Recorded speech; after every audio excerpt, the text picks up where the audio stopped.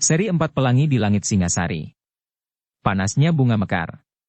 Cerita, Esa Mintarja. Audiobook, novel silat. Bab 31. Namun yang terdengar adalah jawaban dari salah seorang pututnya, kami adalah murid-muridnya.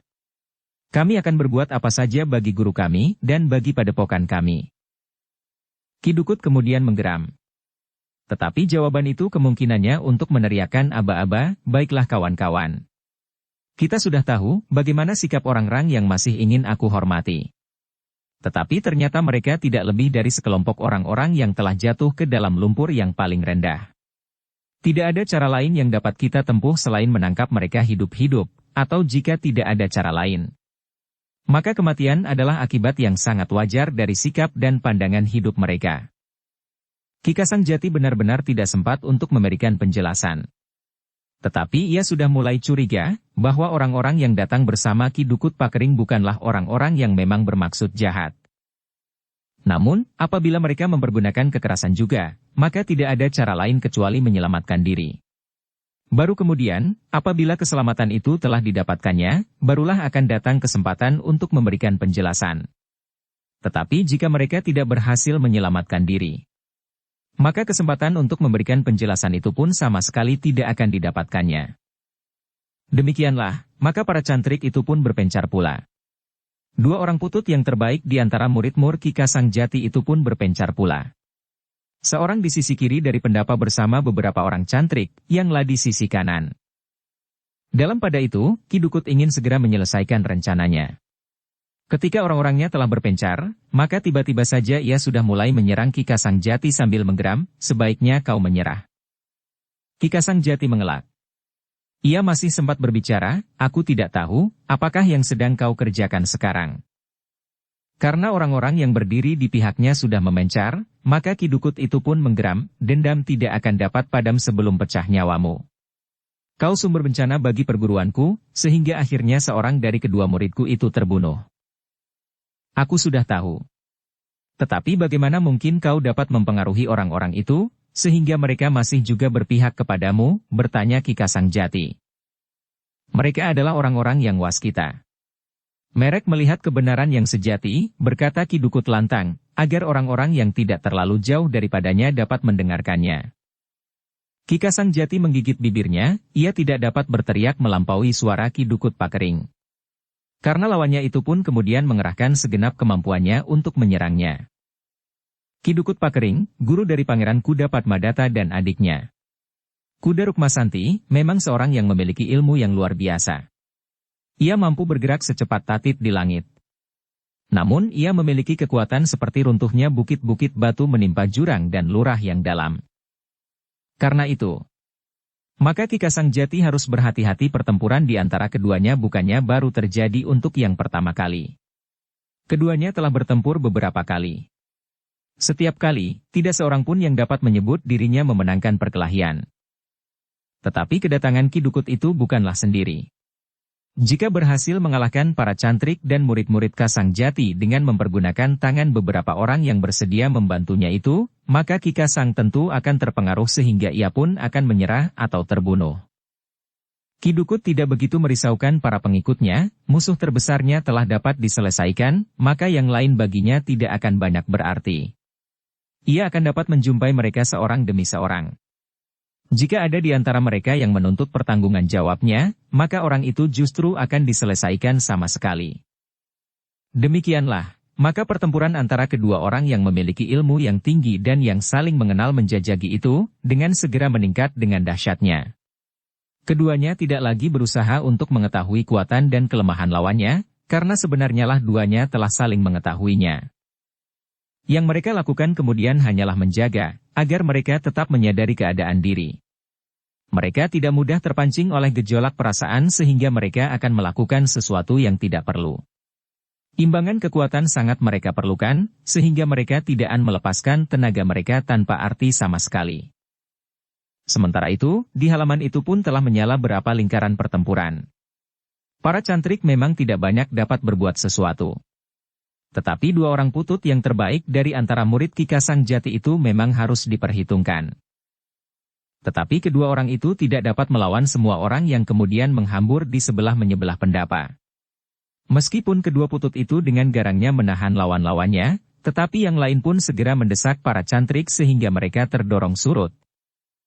"Bertahanlah atas nama padepokan ini," teriak salah seorang putut, "sebentar lagi aku akan datang membantu." "Menyerahlah," salah seorang lawannya pun berteriak, "itu akan lebih baik daripada kalian harus bertempur. Kemungkinan yang paling buruk pun dapat kita hindari."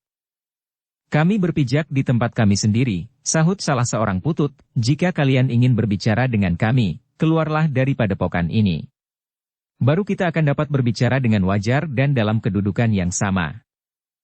Kawan-kawan Ki Dukut pun tidak menjawab lagi. Mereka pun segera mendesak para cantrik semakin jauh. Tetapi mereka yang bertempur melawan kedua orang putut itu pun harus mengerahkan segenap kemampuan mereka. Ternyata kedua orang putut itu memiliki ilmu yang cukup tinggi. Mereka adalah murid-murid terbaik dari Ki Kasang Jati yang mumpuni. Tetapi para cantrik tidak dapat bertahan lebih lama. Lawan-lawan mereka adalah orang-orang yang berpengalaman, sehingga mereka pun segera terdesak semakin jauh sampai ke Seketeng. Namun tiba-tiba imbangan pertempuran itu telah berubah. Di antara para cantrik itu tiba-tiba saja terdapat seseorang yang berilmu tinggi. Dengan garangnya orang itu bertempur. Dalam gelapnya malam, lawan-lawan mereka tidak dapat melihat siapakah orang yang muncul dari Seketeng dan langsung mendesak mereka dengan kemampuan yang mendebarkan. Karena itu, maka pertempuran di depan Seketeng itu pun berlangsung semakin sengit. Ternyata 2-3 orang sekaligus merasa mendapat tekanan karena salah seseorang yang tiba-tiba saja telah berada di depan Seketeng. "Siapa kau?" bertanya salah seorang kawan Ki Dukut Pakering. "Aku cantrik padepokan ini seperti saudara-saudaraku yang lain," jawab orang itu. Tetapi adalah mustahil bahwa di antara para cantrik telah terdapat orang yang memiliki ilmu yang mengejutkan. Karena itu, maka pertempuran di dalam gelap di depan Seketeng itu pun berlangsung dengan sengitnya. Beberapa orang kawan Ki Dukut harus bertempur melawan orang yang memiliki ilmu yang mengejutkan itu. Orang itu mampu meloncat dengan cepat, menyerang dengan tiba-tiba dan bahkan kakinya seolah-olah tidak lagi berjejak di atas tanah. Para cantrik yang semula merasa terdesak itu pun menjadi heran. Namun mereka pun segera mengerti bahwa orang itu adalah tamu-tamu Ki Kasang Jati. Sebenarnya lah bahwa Ki Wastu dan Mahisa Bungalan telah membagi diri. Yang seseorang berada di sebelah kanan pendapa, sedang lainnya berada di sebelah kiri. Ketika mereka melihat para cantrik terdesak, maka mereka pun segera turun ke arena lewat Seketeng sebelah menyebelah. Kawan-kawan Ki Dukut pun menjadi heran bahwa di antara para cantrik terdapat orang-orang yang memiliki ilmu yang mengejutkan. 2 orang putut yang bertempur di sebelah pendapa itu pun telah membuat mereka heran. Apalagi tiba-tiba saja di antara para cantrik terdapat orang-orang yang segera dapat mendesak mereka. Karena itulah, maka baik Mahisa Bungalan maupun Ki Wastu segera berhadapan dengan lawan yang tidak hanya seorang. Sementara para cantrik berkesempatan untuk bertempur berpasangan. Karena itu, maka para cantrik tidak lagi merasa terdesak dan tidak lagi merasa terlalu sulit untuk bertahan. Mahisa Bungalan ternyata mendengar semua pembicaraan antara Ki Dukut dan Ki Kasang Jati. Ia memang menjadi curiga, apakah kawan-kawannya juga memiliki sifat seperti orang itu. Agaknya Ki Dukut telah menunjukkan sikap yang kurang wajar. Ia tidak berterus terang dengan segala peristiwa yang telah terjadi. Karena itu, maka tiba-tiba saja ia bertanya kepada lawannya, "Apakah sebenarnya yang kalian kehendaki di padepokan ini?" "Menyerahlah," geram lawannya, "kau akan mengetahui apa yang pernah dilakukan oleh gurumu jika kau benar-benar cantrik padepokan ini." "Aku memang cantrik padepokan ini. Tetapi sebut kesalahan guruku," desis Mahisa Bungalan. "Jangan memancing belas kasihan kami," berkata lawannya, "tetapi jika kau menyerah, maka kau akan mendapat perlakuan yang baik. Kami dapat berbuat baik, tetapi kami dapat juga berbuat kasar, bahkan kami pun dapat berbuat sesuatu, sehingga akan jatuh korban. Mungkin kawan-kawanmu, tetapi mungkin korban itu adalah kau sendiri. Atau kau," desis Mahisa Bungalan, "jika jatuh korban di antara kami, maka kami adalah korban dalam tugas seorang cantrik yang setia kepada gurunya dan kepada padepokannya. Kami akan menjadi korban yang tidak sia-sia. Tetapi jika kau mati, apakah sebenarnya arti kematianmu?" Persetan, lawannya menyerang semakin dahsyat sambil menggeram, "Kau benar-benar tidak mau menyerah. Tetapi Mahisa Bungalan pun ternyata mulai menjadi jemu. Karena itu, ketika ia bertempur semakin keras, maka lawannya pun menjadi semakin sulit menghadapinya, meskipun mereka sudah bertempur berpasangan. Gila, geram lawannya di dalam hati, orang ini agak aneh. Namun adalah suatu kenyataan, bahwa cantrik yang seorang itu adalah cantrik yang sangat mendebarkan jantung karena tata geraknya yang membayangkan ilmu yang tinggi dan mapan. Tetapi di lingkaran pertempuran yang lain, terdapat pula seorang cantrik yang mumpuni. Meskipun nampaknya orang itu sudah agak tua. Tetapi ia sudah mengejutkan lawan-lawannya. Dengan tangkasnya ia bertempur di antara beberapa orang lawannya, sehingga para cantrik yang lain mempunyai kesempatan untuk membenahi diri setelah mereka terdesak beberapa saat lamanya.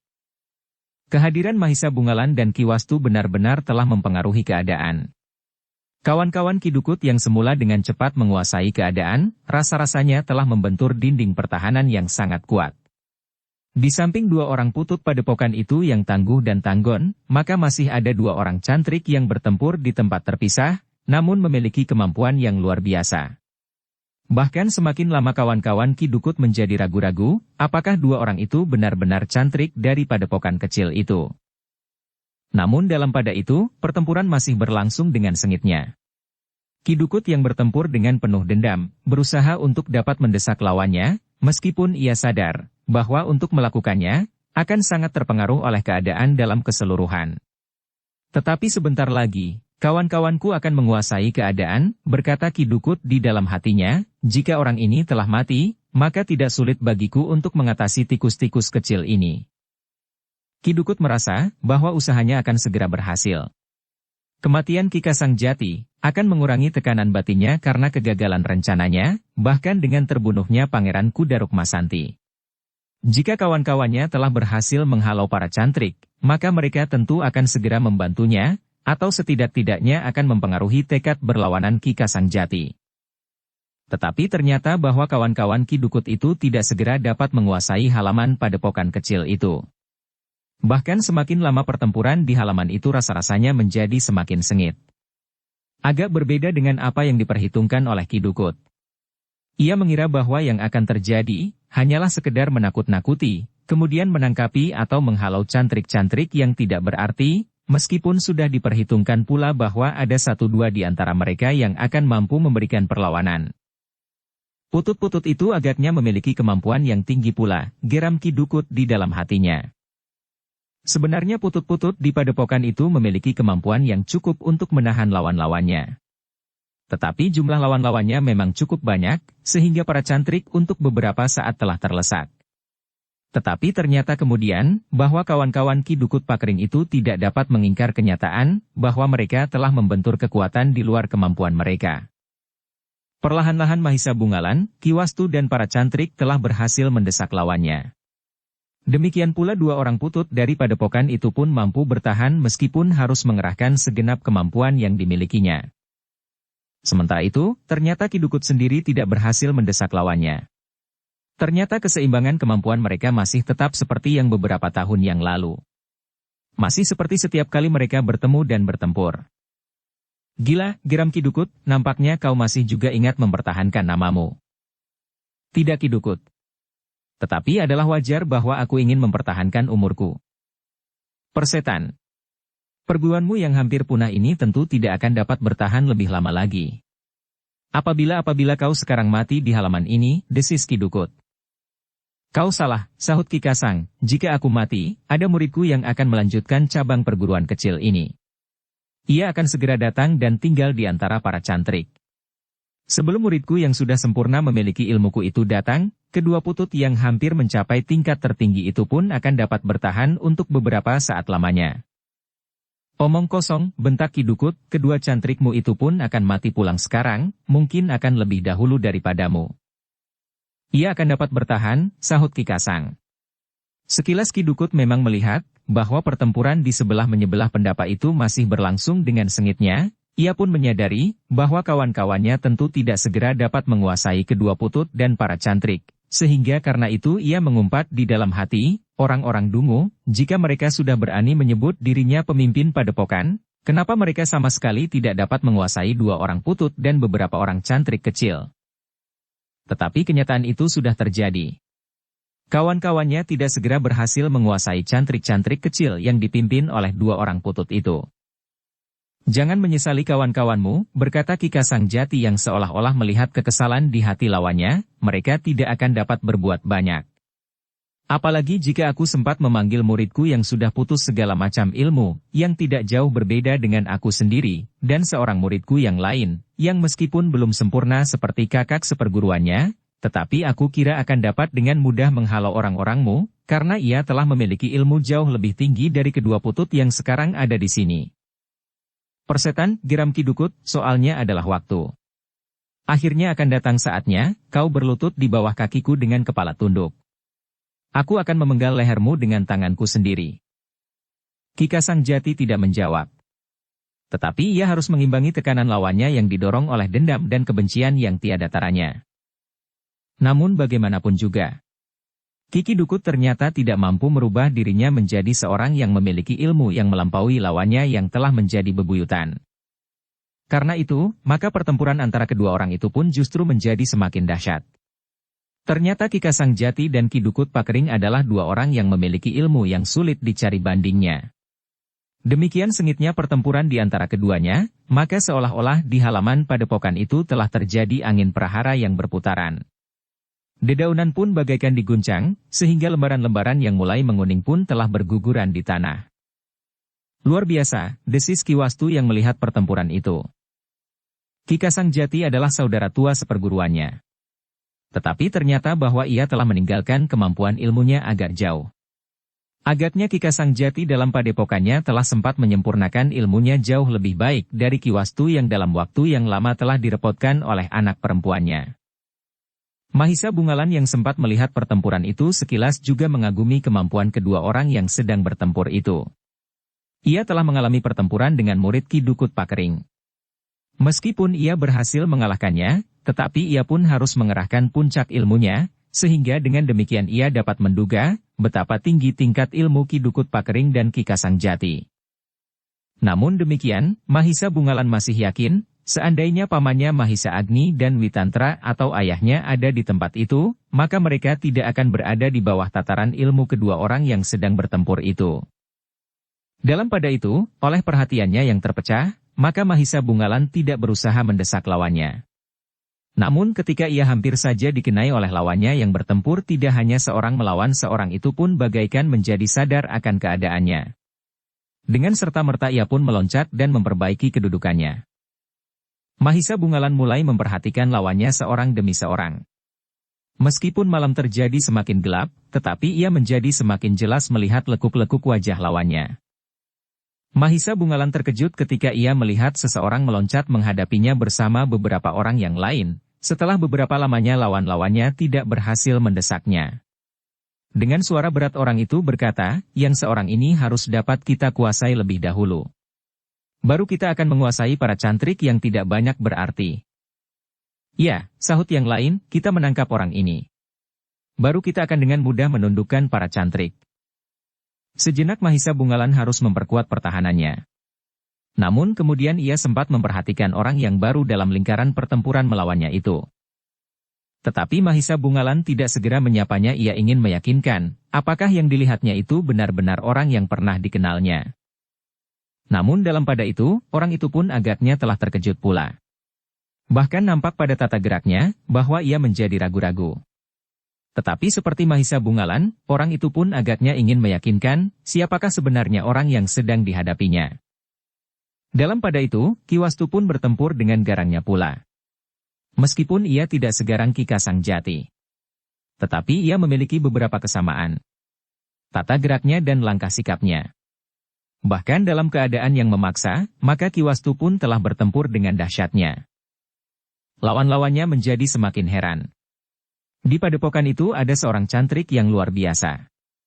Yang jauh melampaui para cantrik yang lain, bahkan melampaui kedua putut kebanggaan Kika Sang Jati. Tetapi lawan-lawan Ki Wastu tidak sempat terlalu banyak membuat pertimbangan-pertimbangan. Berbeda dengan Mahisa Bungalan, maka Ki Wastu sama sekali tidak terganggu oleh pengenalannya terhadap salah seorang lawannya. Karena itu, maka ia pun kemudian justru berhasil mendesak lawannya yang bertempur berpasangan. Dengan loncatan-loncatan yang cepat, ia dapat membuat lawan-lawannya menjadi bingung. Bahkan ketika seorang lagi mendekatinya dan melibatkan diri, mereka masih tetap tidak dapat menguasainya. Ki Wastu yang berloncatan itu sekali-kali sempat meninggalkan lawan-lawannya, membantu para cantrik yang harus berjuang dengan sepenuh kemampuannya melawan orang-orang yang tidak mereka kenal itu. Namun karena orang-orang terpilih telah bertempur melawan salah seorang dari tamu padepokan itu, maka tugas mereka pun tidak lagi terasa terlalu berat. Mereka masih mempunyai harapan untuk dapat tetap bertahan dalam keadaan mereka. Ki Dukut dan Ki Kasangjati benar-benar telah sampai ke puncak ilmu masing-masing. Tidak ada lagi yang dapat mengekang mereka melepaskan ilmu tertinggi mereka, betapapun Ki Kasangjati berusaha mengendalikan hatinya, tetapi menghadapi lawan yang benar-benar ingin membunuhnya, maka lambat laun kesabarannya pun menjadi semakin susut, sehingga akhirnya, Ki Kasangjati tidak lagi berpikir untuk dapat mengalahkan lawannya tanpa membunuhnya. Jika aku masih saja dibayangi oleh keseganan dan sikap yang terlalu ramah terhadap tamu yang seorang ini, maka akulah yang benar-benar akan terbaring mati di halaman ini. Bahkan mungkin orang gila ini benar-benar akan memenggal leherku dan membawanya bagi pemuas dendamnya, berkata Ki Kasangjati di dalam hatinya. Dengan demikian, maka ia pun telah mengerahkan segenap kemampuannya. Agaknya ia memang memilih bertahan meskipun ia harus membunuh lawannya daripada ia sendirilah yang akan terbunuh di dalam pertempuran yang sengit itu. Pada saat pertempuran antara Ki Kasangjati dan Ki Dukut Pakering menjadi semakin sengit, maka tiba-tiba saja Mahisa Bungalan meloncat mundur dari antara lawannya untuk mengambil jarak. Dengan suara bergetar ia kemudian menyebut sebuah nama, Ki Selabajra. Orang yang disebut Ki Selabajra itu pun tertegun. Dengan ragu-ragu ia melangkah maju sambil berdesis, apakah benar penglihatanku? Bukankah kau Angger Mahisa Bungalan? Ya. Aku Mahisa Bungalan. Orang itu menarik nafas dalam-dalam. Katanya, pantas. Kami bertiga, berempat, bahkan 10 orang dari kami tidak akan dapat mengalahkannya. Ah. Itu sangat berlebih-lebihan, desis Mahisa Bungalan. Dengan serta-merta pertempuran itu pun terhenti. Tidak saja mereka yang mengepung Mahisa Bungalan, tetapi mereka yang bertempur dengan para cantrik pun telah berhenti juga. Kenapa kau berada di padepokan ini, Nger? Bertanya Ki Selabajra, jika aku belum mengenalmu, maka aku tidak akan heran bahwa seseorang dapat terlibat dalam perbuatan yang betapapun jahatnya. Tetapi karena aku sudah mengenalmu, maka aku menjadi heran, bahwa Angger Mahisa Bungalan dapat terlibat di sini, di padepokan yang kotor dan penuh dengan dosa. Siapa yang mengatakannya, Kiai? Bertanya Mahisa Bungalan, aku justru yang bertanya, kenapa Kiai terlibat ke dalam tindakan yang sama sekali tidak dilandasi oleh peradaban yang betapapun sederhananya? Apakah kau sudah jatuh ke dalam lembah yang hitam atau justru karena kau tidak mengetahui apa yang telah terjadi? Bertanya Ki Selabajra. Mahisa Bungalan termangu-mangu sejenak. Namun kemudian ia pun bertanya, apakah yang Kiai maksud? Ki Kasangjati, orang yang sebelumnya sangat kami takuti dan kami hormati, meskipun kami tahu betapa dendam menyala di hatinya terhadap Ki Dukut Pakering, ternyata adalah orang yang sama sekali tidak dilandasi oleh sifat-sifat kemanusiaan yang wajar. Kenapa? Bertanya Mahisa Bungalan. Namun dalam pada itu, sebelum Ki Selabajra menjawab, terdengar Ki Dukut berteriak, kenapa kalian berhenti? Tangkap semua orang di padepokan ini. Aku akan menangkap orang yang dianggap gegeduk ini. Kami tidak mempunyai waktu, Ngger, berkata Ki Selabajra, jika Angger memang tidak ingin terlibat lebih jauh, aku mohon Angger meninggalkan tempat ini. Sebab jika Ki Dukut telah menguasai Ki Kasangjati, maka akan datang waktunya, kau harus melawannya. Ki Selabajra, berkata Mahisa Bungalan, seandainya demikian, aku tidak pernah merasa gentar menghadapi Ki Dukut Pakering. Meskipun aku tahu bahwa ia adalah orang yang pilih tanding. Tetapi coba katakan Kiai, kenapa Kiai berada di pihaknya? Apakah Kiai tidak tahu sama sekali apa yang telah terjadi di Kediri? Kematian muridnya? Pangeran Kuda Rukmasanti, bertanya Ki Selabajra. Jadi Kiai tahu? Dan apakah Kiai juga tahu, siapa yang membunuhnya dan apa sebabnya? Bertanya Mahisa Bungalan. Tentu sekelompok orang yang dipimpin oleh Ki Kasangjati yang ditangisi oleh adik seperguruannya, karena Pangeran Kuda Padmadata tidak lagi dapat menganggap anak perempuan saudara seperguruan Ki Kasangjati itu sebagai istrinya. Ketamakan itulah yang telah mendorongnya melakukan perbuatan melampaui batas kewajaran, karena persoalannya sebenarnya bukan menilai dengan pembunuhan yang kemudian dilakukannya, berkata Ki Selabajra. Dada Mahisa Bungalan tergetar mendengar jawaban Ki Selabajra, katanya, bukan aku yang salah pilih Kiai. Tetapi Kiai dan barangkali kawan-kawan Kiai. Yang membunuh Pangeran Kuda Rukmasanti adalah dirinya sendiri, perbuatannya sendiri, meskipun aku adalah lantarannya, sehingga kepalanya telah membentur ompak batu. Jadi Angger Mahisa Bungalan yang telah membunuhnya, bertanya Ki Selabajra. Ya. Dan aku tahu pasti persoalannya, karena yang aku lakukan justru demi keselamatan kakak kandungnya.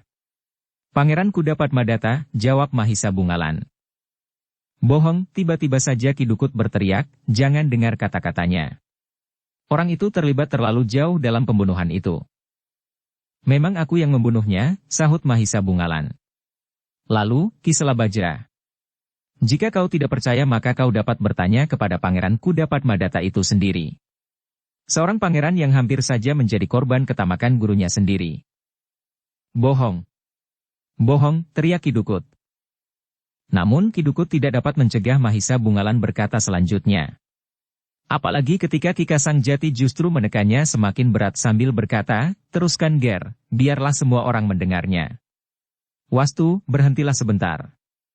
Biarlah lawan-lawanmu mendengar penjelasan Angger Mahisa Bungalan. Bohong, jangan percaya. Perbuatan licik semacam ini memang sudah aku duga sebelumnya, teriak Ki Dukut. Aku berkata sebenarnya, jawab Mahisa Bungalan, sekarang Pangeran Kuda Padmadata masih hidup dan dalam keadaan segar bugar. Kalian dapat menemuinya dan bertanya, apakah yang pernah terjadi atasnya, di istananya dan atas orang-orang yang paling dekat dengan dirinya. Omong kosong, Ki Dukut masih saja berteriak. Kemudian ia pun bertanya, apakah yang Kiai maksud? Aku datang bersama mertua Pangeran Kuda Padmadata yang hampir saja menjadi korban ketamakan gurunya itu. Ki Dukut Pakering bergetar semakin keras.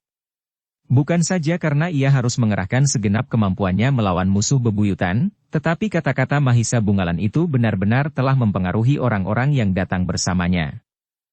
Ternyata bahwa berkembangnya keadaan itu telah mendebarkan jantung Ki Dukut Pakering.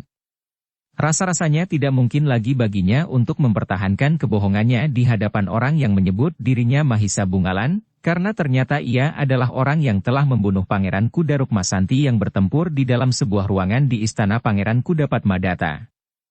Apalagi ternyata di padepokan itu terdapat juga mertua Pangeran Kuda Padmadata itu sendiri.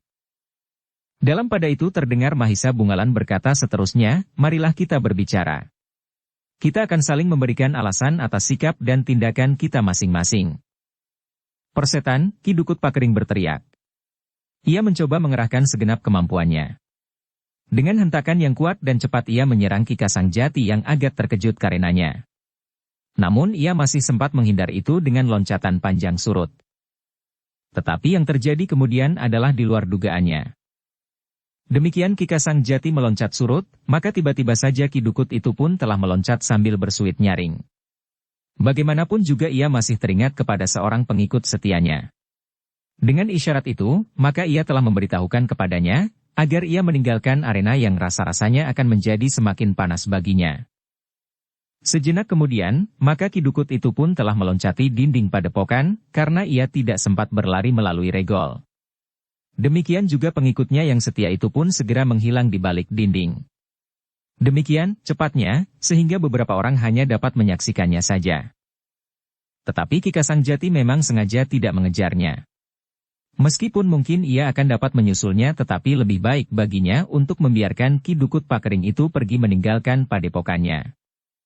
Mahisa Bungalan dan Ki Wastu pun termangu-mangu. Mereka pun tidak mengejarnya pula, karena Ki Kasang Jati sama sekali juga tidak berusaha untuk menangkap lawannya itu. Biarlah ia pergi, berkata Ki Kasang Jati, meskipun itu berarti bahwa aku harus selalu bersiap-siap menunggu kedatangannya. Tidak seorang pun yang menjawab. Beberapa orang yang datang bersama Ki Dukut itu pun menjadi semakin berdebar-debar. Jika orang-orang di padepokan itu kemudian meneruskan pertempuran, maka mereka tidak akan lagi mampu bertahan. Ki Kasang Jati yang memiliki ilmu yang luar biasa itu, tentu tidak akan terlawan oleh siapapun di antara mereka. Namun dalam pada itu, terdengar Ki Selabajra bertanya kepada Mahisa Bungalan, Angger Mahisa Bungalan. Ternyata Ki Dukut Pakering telah meninggalkan kami begitu saja. Hal ini memang menarik perhatian kami. Bahkan telah menumbuhkan kecurigaan kami. Sekarang, aku kira kami tidak mempunyai pilihan lain daripada berbicara dengan kalian. Bagus, berkata Mahisa Bungalan, aku kira Ki Kasang Jati juga tidak akan berkeberatan, karena ia tidak mempunyai persoalan apapun juga dengan kalian. Ki Kasang Jati yang mendengar percakapan itu pun menyahut, aku akan mempersilahkan kalian naik ke pendapa. Kita akan menyarungkan senjata kita, dan kita akan berbicara tentang persoalan yang sedang kita hadapi. Sejenak suasana padepokan itu menjadi hening. Namun kemudian terdengar suara Mahisa Bungalan memecah kesepian, silahkan. Marilah kita berbicara. Orang-orang yang menggenggam senjata itu termangu-mangu sejenak. Namun kemudian mereka pun menyarungkan senjata mereka seperti yang dikatakan oleh Ki Kasang Jati. Meskipun dengan ragu-ragu, namun mereka pun kemudian naik ke pendapa.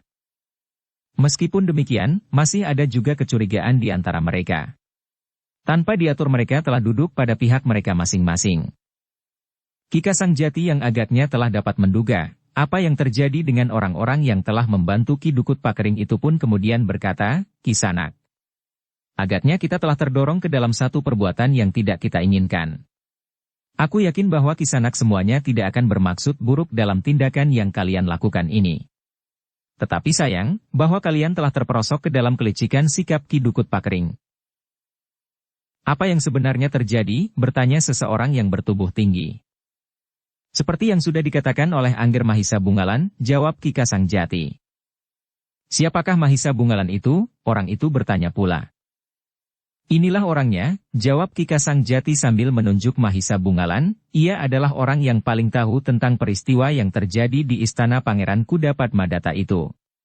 Dan orang yang di sebelahnya adalah Ki Wastu, mertua Pangeran Kudapadmadata yang dikatakan oleh Ki Dukut, seolah-olah ia telah merencanakan perbuatan keji terhadap Pangeran Kudapadmadata dengan bantuanku.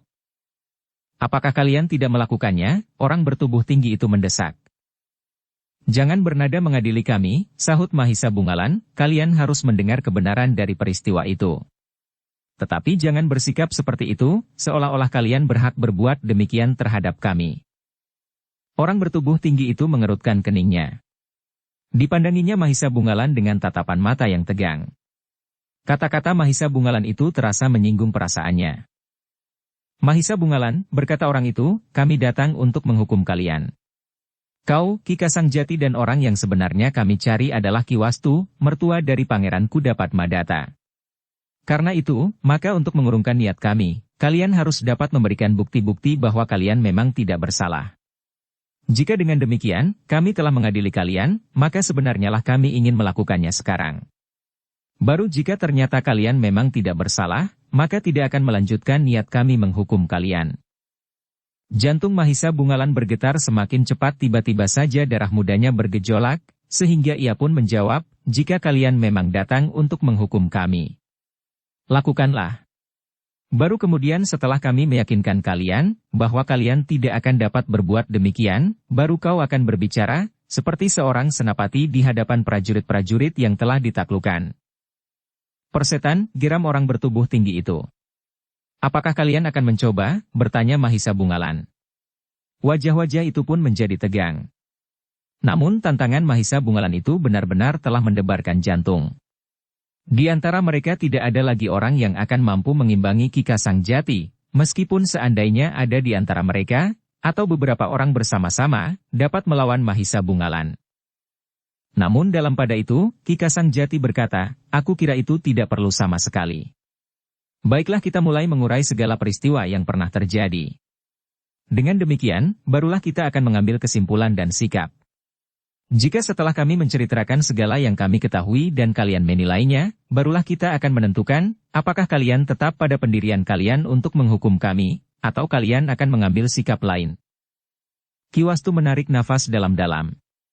Dengan nada datar ia berkata, memang sebaiknya kita melihat peristiwa yang telah terjadi. Aku adalah orang tua perempuan yang telah menjadi istri Pangeran Kudapadmadata yang tentu telah dihasut oleh Ki Dukut Pakering. Yang Gagak disebutnya Kuntul. Dan yang Kuntul disebutnya Gagak. Karena itu, agar tidak seperti timbangan yang berat sebelah, maka jika kalian telah mendengar satu ceritera dari Ki Dukut, dengarkanlah kini ceritera lain dalam sentuhan yang sama.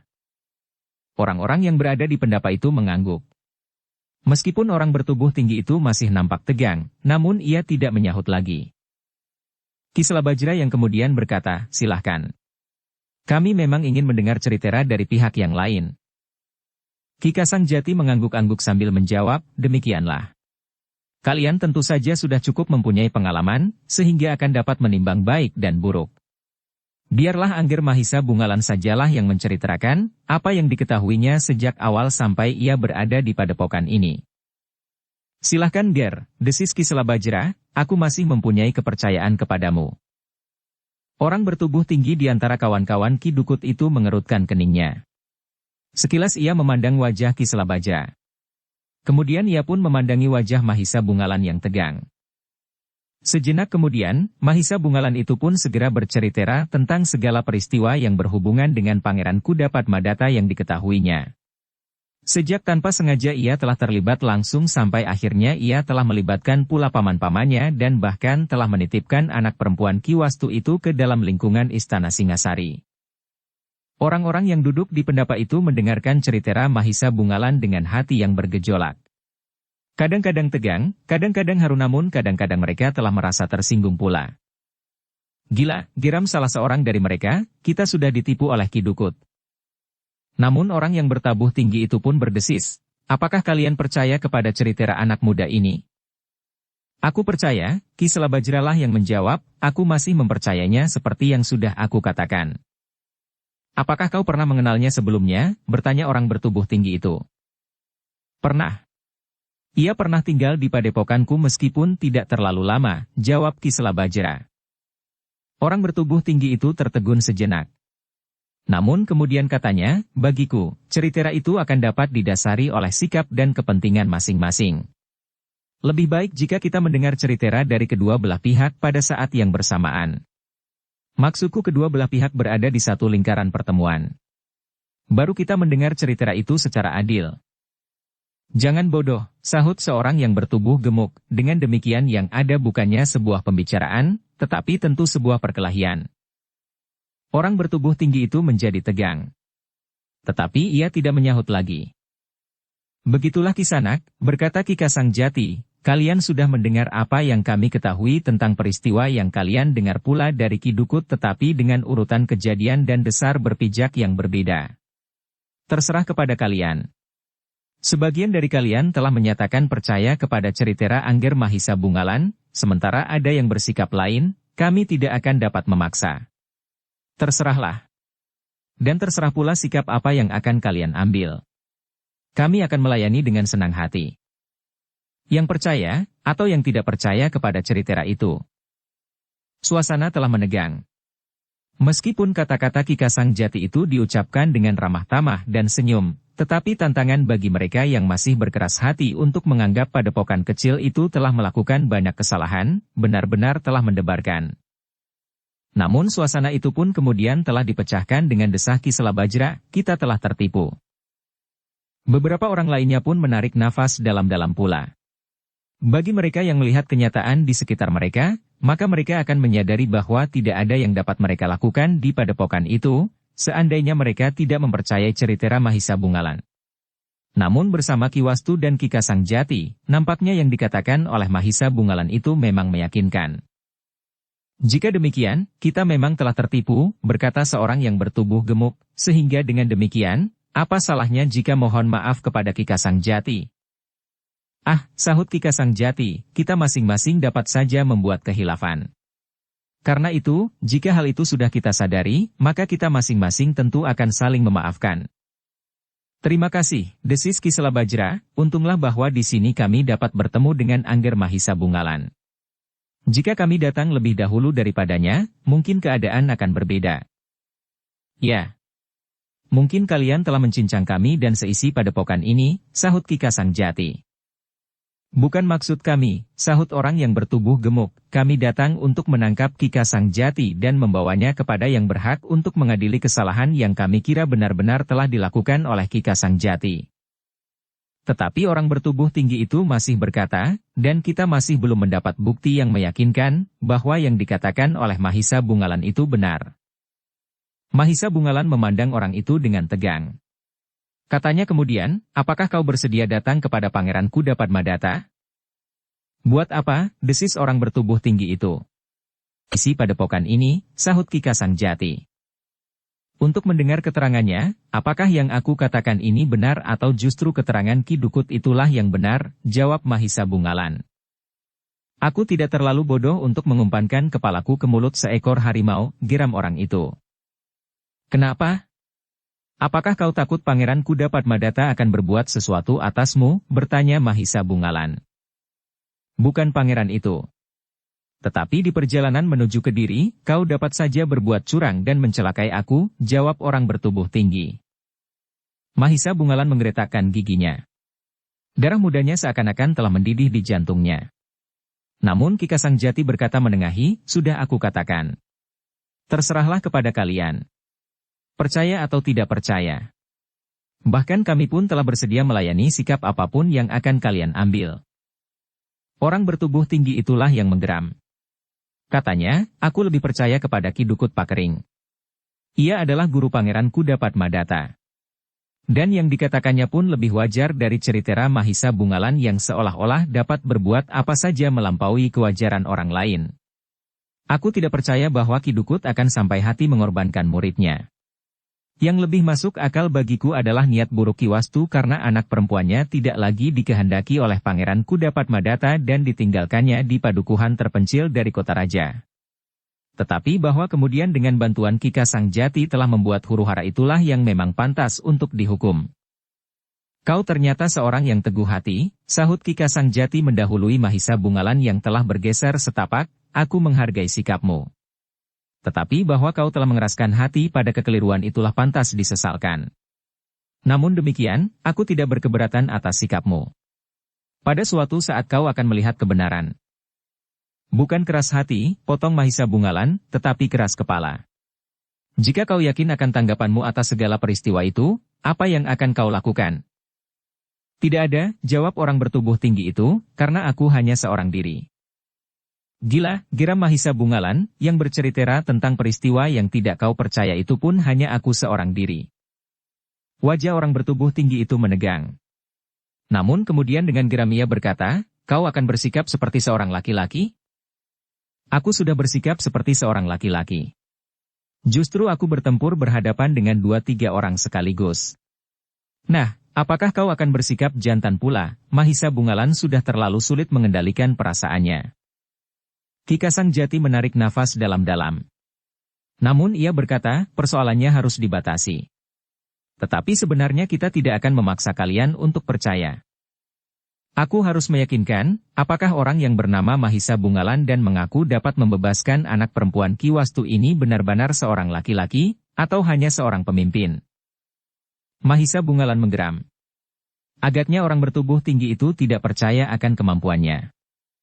Apakah ia tidak berada di arena pertempuran melawan para cantrik, Putut dan aku sendiri, bertanya Mahisa Bungalan di dalam hatinya. Namun agaknya sikap itu menunjukkan bahwa ia benar-benar ingin mengetahui tataran kemampuan Mahisa Bungalan yang sebenarnya. Apakah yang sebenarnya kau kehendaki? Tiba-tiba saja Mahisa Bungalan bertanya.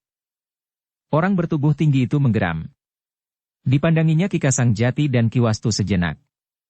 Kemudian katanya, aku tidak akan menyaksikan lagi jika Ki Kasang Jati yang menceritakan dan mengalami peristiwa itu. Mungkin hal itu juga dapat dilakukan oleh Ki Wastu, saudara seperguruan Ki Kasang Jati. Tetapi tidak oleh seorang anak muda yang bernama Mahisa Bungalan, yang memang pernah aku dengar berada di Padepokan Kenanga. Mahisa Bungalan menggeretakkan giginya. Katanya dengan suara bergetar, kau siapa? Ternyata kau pernah mendengar namaku sebelumnya. Tetapi jika demikian, kenapa kau seolah-olah tidak mengenalku sama sekali? Aku hanya mendengar namamu dari seorang gadis bernama Ken Padmi, desis orang bertubuh tinggi itu.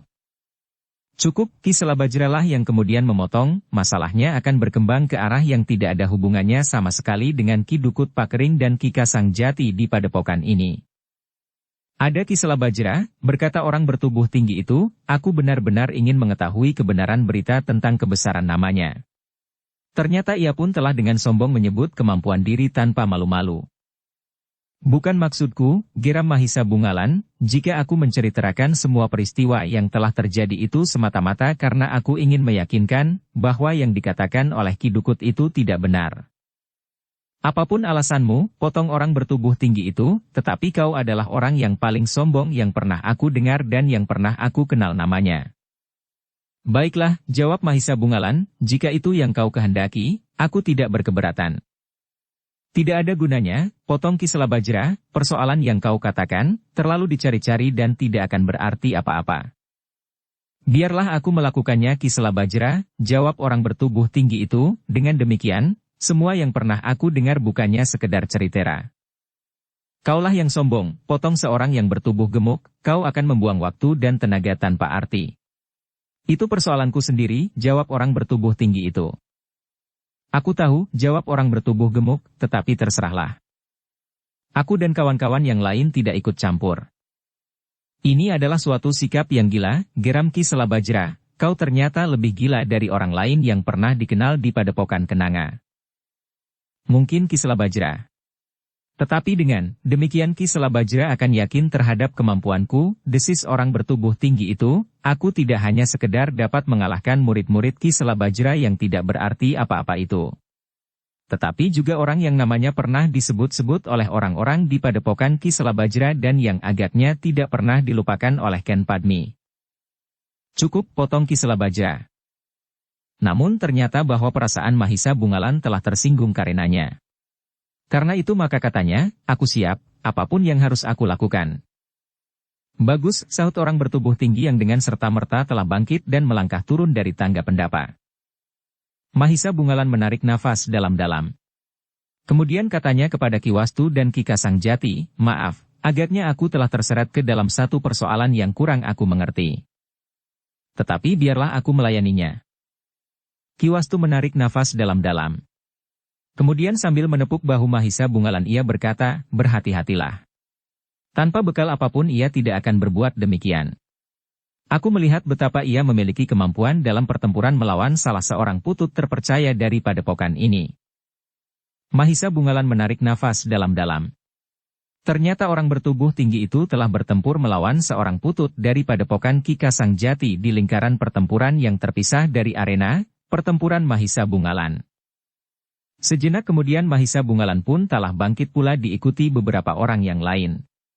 Sementara Ki Selabajra mendekatinya sambil bergumam, buatlah ia jera. Tetapi aku mohon baginya, agar kesombongannya diampuni. Mahisa Bungalan menarik nafas dalam-dalam. Ketika ia berpaling memandang wajah Ki Selabajra, terbayang kecemasan yang sangat pada sorot matanya. Tanpa menjawab sama sekali Mahisa Bungalan pun kemudian turun pula ke halaman diikuti oleh beberapa orang yang memasuki padepokan itu bersama Ki Dukut serta kedua orang putut terpercaya dari padepokan itu. Para cantrik pun ternyata beringsut pula mendekat, berdiri pada sebuah lingkaran yang memagari Mahisa Bungalan dan orang yang bertubuh tinggi itu. Kalian menjadi saksi, berkata orang bertubuh tinggi itu, aku akan menunjukkan kepada Mahisa Bungalan, bahwa nama yang ditinggalkan di Padepokan Ki Selabajra bukanlah nama yang pantas dikagumi dan selalu dikenang oleh penghuni-penghuninya. Jika ia dapat sekedar menunjukkan kelebihannya terhadap seorang gadis, maka bagiku, itu bukannya satu kelebihan yang sebenarnya bagi seorang laki-laki. Mahisa Bungalan menggeram. Tetapi ia sama sekali tidak menjawab. Sejenak kemudian, maka kedua orang itu pun telah bersiap. Betapapun dinginnya malam, namun di kening mereka telah mengembun keringat yang membasah. Ki Kasangjati yang berdiri di sebelah Ki Wastu menjadi berdebar-debar juga. Tetapi ia tidak mengerti perkembangan apakan yang sebenarnya terjadi di hati mereka, sehingga tiba-tiba saja mereka seolah-olah telah berdiri sebagai lawan yang saling mendendam. Ki Selabajra menjadi berdebar-debar. Ternyata ia lebih banyak mengetahui persoalan yang berkembang di dalam hati kedua orang itu. Apalagi karena orang bertubuh tinggi itu telah menyebut nama Ken Padmi. Tidak aku duga sama sekali, berkata Ki Selabajra di dalam hatinya, bahwa aku akan menjumpai peristiwa ini. Namun Ki Selabajra tidak dapat mencegahnya lagi. Kedua orang itu telah berkata berkeras hati untuk menunjukkan bahwa masing-masing adalah seorang laki-laki yang memiliki harga diri. Sejenak kemudian, keduanya telah mulai bergeser. Ketika Mahisa Bungalan merendah, maka orang bertubuh tinggi itu telah meloncat menyerang dengan garangnya. Pertempuran yang sengit pun segera terjadi. Orang bertubuh tinggi itu ingin menyelesaikan pertempuran itu dalam waktu yang singkat. Semakin singkat maka ia akan semakin meyakinkan bagi orang lain, bahwa Mahisa Bungalan bukanlah orang yang harus dikagumi. Tetapi Mahisa Bungalan tidak membiarkan dadanya dipecahkan oleh lawannya. Karena itu, maka ia pun telah berusaha untuk menghindari setiap serangan. Betapa cepatnya orang bertubuh tinggi itu bergerak namun ternyata bahwa Mahisa Bungalan mampu mengimbanginya. Bersambung ke bab 32. Dukung kami dengan subscribe, follow, like, komen dan share. Terima kasih.